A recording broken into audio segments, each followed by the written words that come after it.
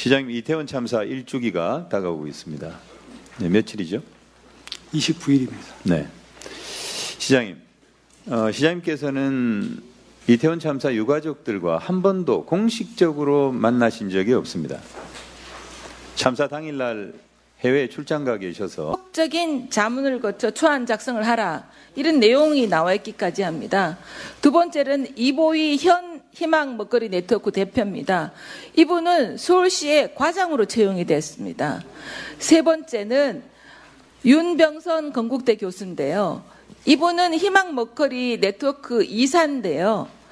당시 정책 수립하는 서울시 용역을 맡았습니다. 그리고 자치구에 심사위원, 수탁기관 적격자 심사위원으로 참여했어요. 이걸 한마디로 얘기하면 셀프 심사죠. 희망 네트워크 현 대표가 과장이 되고 전 대표는, 당시 대표는 TF 위원장을 맡고 당시 위원장은 용역을 맡은 겁니다. 다음 화면을 좀 봐주세요. 그래서 25개 자치구 중에 12개 자치구가 이 사업에 참여해서 9개 공공급식센터가 신설이 됐는데요. 이 센터를 운영받은 6개 단체 중 3분의 2에 해당하는 4곳, 한살림생협, 행복중심생협, 한국유기농업협회, 또 우리 농촌살리기운동본부 등은 모두 광우병 집회, 후쿠시마 반대운동에 참여했던 단체들과 협력단체입니다. 특히 한살림 측을 보면 강동구, 도봉구, 성북구, 강북구, 노원구 등의 센터 운영을 맡았는데 지난 8월 24일 페이스북을 보면 인류가 핵오염수를 버린 날이라고 공포했습니다. 그리고 당시 한살림 생협에서 판매하는 소금은 전부 매진돼서 이득을 보기도 했죠. 다음 화면을 좀 보시겠습니다. 우리 의원실에 일일이 대조해 보니까 지금 이분들이 모두 현재 전국 먹거리 연대라는 이름으로 협력해서 뭉쳐 있습니다. 참여단체를 보면 희망 먹거리 네트워크, 배옥병, 윤병선 교수 이름도 눈에 띕니다. 같은 편끼리 서울 공공급식센터 일자리를 일거리에 뿌리를 내린 거라고 볼 수 있습니다. 그럼 과연 이게 서울 시민이나 농가에 도움이 됐나? PPT 화면 4번째를 좀 보시겠습니다. 저는 이것은 아이들이 건강한 먹거리보다 시민단체를 배부르는 유통구조다.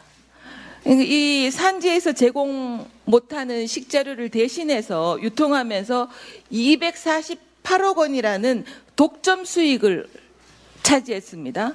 그리고 또 이 그동안 6년간 시민단체에 지원된 시비나 구비를 보면 총 332억 원이에요. 그중에 시민단체 인건비만 233억입니다. 서울시 예산이 특정 시민단체 소속 인건비로 이렇게 독점적인 혜택을 줘도 되는지, 그래서 아이들의 먹거리를 책임져야 할 공공급식 시스템이, 이게 서울시 또 시민의 세금이 특정 단체에 배를 불리고 아이들에게 도움이 되는 것에 의문을 품는 이런 비정상적인 담합구조, 저는 부패 커넥션이 있었는지 감사나 수사 의뢰도 필요하다고 생각합니다. 이에 대해서 시장님은 어떻게 평가하시고 앞으로 대책이 무엇인지 말씀해 주십시오. 예, 의원님 지금 적절히 지적해 주신 대로 시민단체 출신 특정 인사가 주도해서 정책을 설계하고 또 시민단체 출신을 공무원으로 채용하고 그래서 정책을 집행하고 또 본인들과 관련된 단체가 스스로 설계한 사업에 민간 위탁조로 참여해서 실제로 공급까지 하고, 이건 뭐 대단히 부적절한 행정의 공정성 측면에서 볼 때 참으로 있어서는 안 되는 행태가 지금까지 계속되어 왔습니다. 특히나 이걸 이제 명분으로 잘 포장을 해서 마치 무슨 뭐 산지 직송 원가를 중간 유통 마진을 절감을 해서 마치 큰 이익이 생기는 사업처럼 포장을 해가지고 하는 바람에 이제 그동안에 그 어떤 감시의 사각지대에 있었는데요. 이걸 전부 일목요연하게 정리를 해서 파헤쳤습니다. 그래서 의원님 말씀해 주신 것처럼 최근에 서울시가 그 개선안을 내놨고요. 그 1대1로 매칭된 특정 산지의 친환경 농산물 공급률은 사실은 결국은 절반도 안 됩니다. 이제 그렇게 되니까 식재료가 부실해질 수밖에 없고 친환경 농가에 돌아가야 할 혜택이 말씀하신 대로 시민단체의 어떤 인건비로 쓰이는 이런 일이 지금 이제 앞으로는 불가능해졌습니다. 특히 어린이집에서는 식단 구성의 어려움을 굉장히 많이 겪었습니다. 그동안 이렇게 기형적인 구조로 인해서. 그래서 과연 이걸 어떻게 바꿔낼지가 고민이었는데요. 이번에 저희가 개편안을 마련한 대로 내년 1월부터 친환경 유통센터로 통합을 해서 운영을 하게 되면 지금 말씀해 주신 이런 부조리한 면은 모두 다 일신되리라고 생각합니다. 예, 당연히 그 깊이 들여다봐야 될 것이고요. 지금 현재까지는 위법적인 요소라고까지는 발견하기가 어려웠는데 지속적인 감사와 수사를 통해서 혹시 불법적인 요소가 있다면 처벌받을 수 있도록 강력하게 들여다보고 네. 사후 조치를 하겠습니다. 네. 설계된 구조를 이번에 나중에 추가 질의하시죠, 조원 의원님. 예. 이게 시간이 별로 없습니다. 예. 다음은 서울 강동구 의뢰 존경하는 이해식 의원께서 질의해 주시겠습니다. 네, 서울 강동을의 이해식 의원입니다. 바로 질의를 시작하겠습니다. 시장님, 제가 작년 서울시 국정감사에서 파이시티로부터 금품을 수수해서 실형을 받고 감옥 생활까지 했던 강철원 씨를 민생소통 특보로 임명하는 것은 매우 큰 문제가 있다, 이렇게 지적했습니다. 아마 기억하실 겁니다. 그런 질문을 했던 이유는 지난 2021년 4.7 재보궐선거 당시에 시장님께서 이렇게 말씀을 하셨습니다.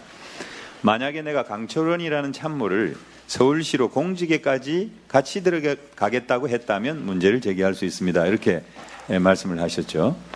그런데 공직에 같이 데리고 들어가셨습니다. 시민을 호도한 것이라고 생각해서 그런 질문을 드렸습니다. 그런데 1년 사이에 강철원 특보는 정무부시장이 되어 있습니다. 옆에 앉아 계시지만 참 부적절한 인사다, 이런 생각이 듭니다. 시장님, 그리고 올해 7월 6일자로 현경병 전 한나라당 국회의원을 비서실장으로 임명을 하셨습니다. 선거 때마다 많이 도우셨던 분이죠. 비서실장까지 이 캠프에서 선거 캠프에서 하신 분이고 보온성 인사를 하신 게 아닌가 싶습니다. 그런데 이분은 골프장 대표에게 불법 정치 자금을 받은 혐의로 2011년 6월 10일 국회의원직을 상실한 이력이 있습니다. 저는 현저하게 시민 눈높이에 맞지 않다. 인사권은 우리 시장님의 고유한 권한이지만 그러한 권한도 시민 눈치를 봐야 한다. 국민의 눈높이, 시민의 눈높이에 맞게 해야 한다, 이렇게 생각합니다. 시장님, 그 시의회 운영위원장이 혹시 누군지 아십니까? 네, 박환희 의원입니다. 박환희, 예, 박환희 씨 생각나시죠? 네, 네. 그런데 시의회 운영위원회는 비서실장이 행정사무감사를 할 때 기관 증인으로 나오게 됩니다.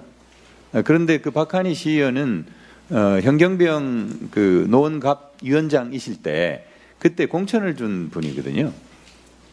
사실 좀 코미디 같은 일이에요. 적어도 박환희 의원이 다른 위원회를 옮기든지, 그죠? 그래서 이런 전체적인 측면에서 볼 때 적어도 대권까지 염두에 두시는 시장님께서 인사를 이렇게 해서야 되겠는가? 윤석열 대통령이 인사 잘못해가지고 지금 곤욕을 치르는 거 보시지 않습니까? 그죠? 숙고하셔야 된다 생각하고요. 우리 시민 여러분께 한 말씀 해주시죠. 예, 송구스럽습니다. 인사를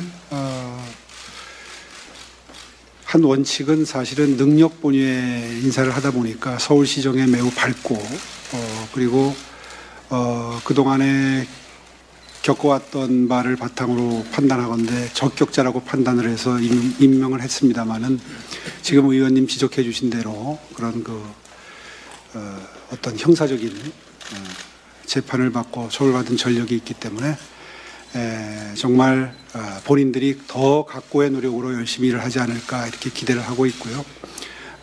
그 점을 각별히 주문을 했습니다. 한번 지켜봐 네. 주시기 바랍니다. 다음 질의하겠습니다. 시장님, 이태원 참사 1주기가 다가오고 있습니다. 네, 며칠이죠? 29일입니다. 네. 시장님, 시장님께서는 이태원 참사 유가족들과 한 번도 공식적으로 만나신 적이 없습니다. 참사 당일날 해외에 출장 가 계셔서 법적 책임은 뭐 논외로 하더라도 정무적, 도의적 책임이 있다 이렇게 생각합니다. 네. 그래서 기자회견 하실 때 눈물까지 보였던 것이고 저는 그 진정성을 믿고 싶습니다. 그런데 어떻게 지금 1년이 다 되도록 그분들과 공식적으로 만나지를 않습니까? 공식적, 비공식적의 기준을 어떻게 삼고 계시는지 모르겠는데 잠깐 국정조사 하실 때 잠깐 방에 들어가서 대표 만나시고 조문하면서 잠깐 만나셨는데 그렇게 해서 될 일이 아니죠. 그리고 실무자들은 물론 많이 만났겠죠. 그러나 그 유가족분들이 말씀하시는 게 서울시로서 받아들이기 굉장히 어려운 점이 있다는 것도 잘 압니다. 그렇지만은 그런 점들을 다 실무자들한테 맡겨놓고 있으니까 문제가 해결이 안 되는 거죠. 시장님께서 직접 만나셔야 되고 어떤 얘기라도 들으셔야 됩니다. 어떤 얘기라도. 그러지 않습니까? 예, 그럴 마음이고요. 뭐 의원님 상상하는 거 이상으로 자주 접촉을 시도하고 시장님께서 시도하셨습니까? 그럼요. 직접 어떤 방식으로 시도하셨습니까? 정무부 시장을 통해서 했습니다만 그러니까 정무부 시장을 통해서 하시는 거잖아요. 정무부 시장을 통해서 대표님 만나자고 했고 일단 만나려면은 요구가 받아들여지지 않고 뭐 그런 과정을 반복했잖아요. 직접 찾아가시죠. 설명드릴 기회를 좀 주시죠. 네. 일단 어떻게 처음부터 바로 만나겠습니까? 전화 통화를 하든 가교 역할을 하는 사람이 있든 왜 못 그런 과정을 만납니까? 왜 지금 시장님 시청 바로 앞에 지금 유가족분들이 그렇게 계신데요. 찾아봐서는 대화가 네? 되는 게 아니고요. 정말 의원님 생각하시는 것 이상으로 진정성을 가지고 접촉을 정성이 위해서 중요합니다. 정성이. 정성 네. 들였습니다. 부단히 접촉을 시도했고요. 그런데 유가족분들의 단호한 입장은 대리인으로 선정한 분 이외에는 접촉 자체를 스스로 안 하기로 원칙을 정했다는 말씀이고요. 이제 그것을 설득하기 위해서 정말 수없이 이 접촉을 시도를 했습니다. 네, 그 알겠습니다. 점만큼은 뭐 알겠습니다, 분명한 시장님. 근데요. 진실입니다. 다 그런 것들이 변명으로 들릴 뿐입니다. 시장님께서 그 부분은 직접 나서야 된다. 그리고 일주기를 맞아서 직접 나설 때가 됐다 이렇게 생각을 하고요. 그리고 이제 시의회에서 우리 시장님께서 분향소와 관련해서 일주기까지는 좀 기다려야 되지 않겠나. 그런데 그러면 일주기가 지나면 분향소 철거합니까? 되도록이면 자진 철거를 유도할 생각입니다만은 마냥 1년, 2년 있을 수는 없지 않습니까? 이제 그런 관점에서 적어도 일주기까지는 시민 여러분들이 양해해 주셨으면 좋겠다 하는 취지의 입장을 밝힌 바가 있습니다. 그런 면에서도 시장님께서 직접 나서시고 이런 문제들을 풀어나가야 분향소 문제도 해결이 되는 거죠. 어떤 시점을 정해놓고 이때까지는 괜찮고 그 뒤로는 잘 알겠습니다.